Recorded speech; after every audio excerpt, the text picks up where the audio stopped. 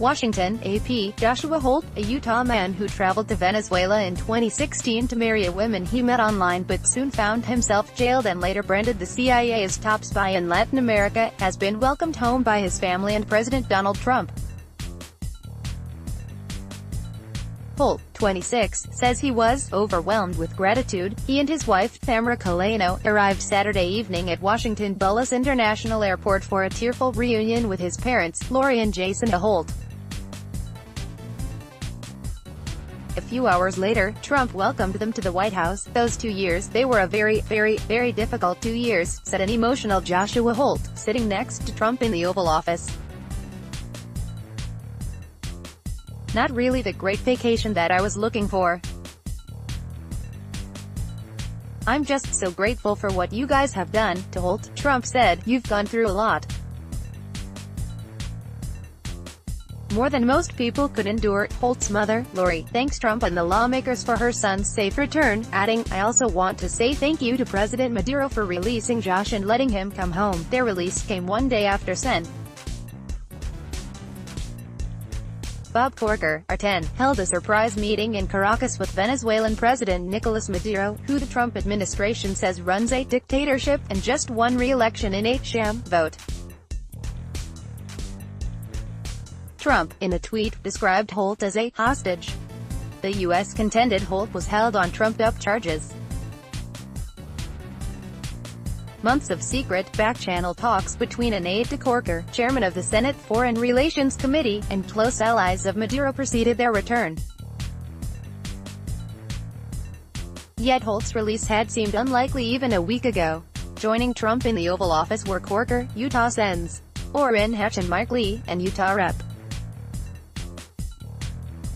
Mia Love, all Republicans.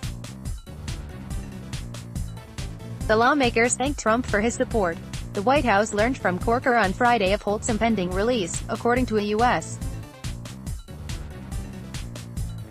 official who has closely followed Holt's plight and spoke on condition of anonymity to describe the private talks.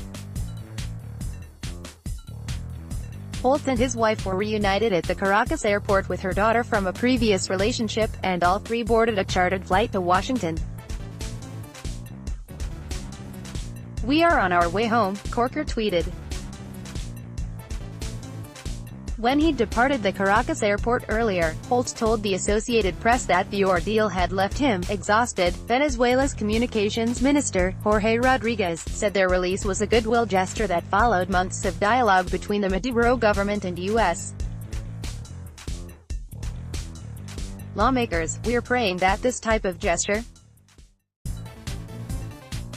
will allow us to strengthen what we've always sought: dialogue, harmony, respect for our independence and respect for our sovereignty," he said.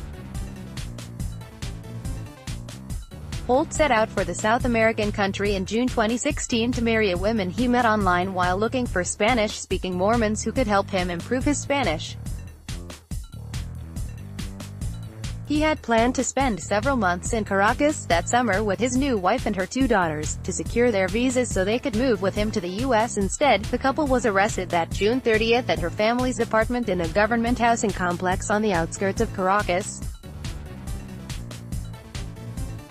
Authorities accused him of stockpiling an assault rifle and grenades and suggested that his case was linked to other unspecified U.S.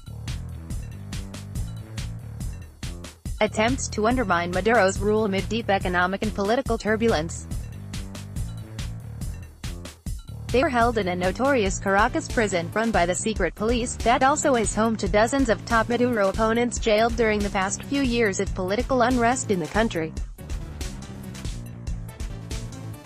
Their trial was set to begin this month after repeated delays that led the Trump administration to question the motives for his detention. Until Trump's tweet on Saturday, the U.S. had stopped short of publicly calling Holt a hostage. Holt's release looked unlikely a week ago, when he appeared in a clandestinely shot video railing against the Maduro government and saying his life was threatened in a prison riot.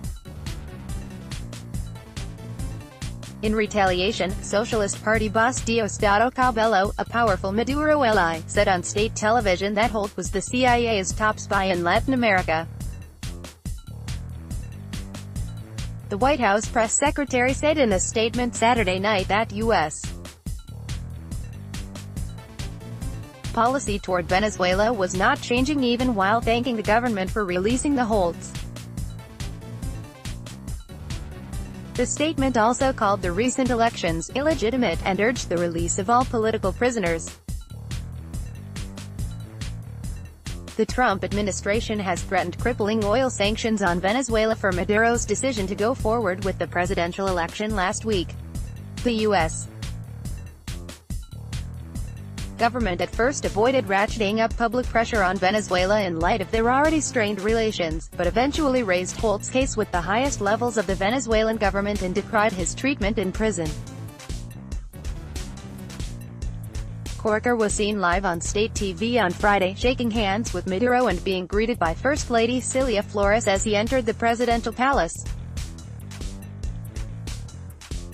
Corker left an hour later. Neither the senator nor the president made any statements. In a statement, the Holt family said, "We thank you for your collaboration during this time of anguish.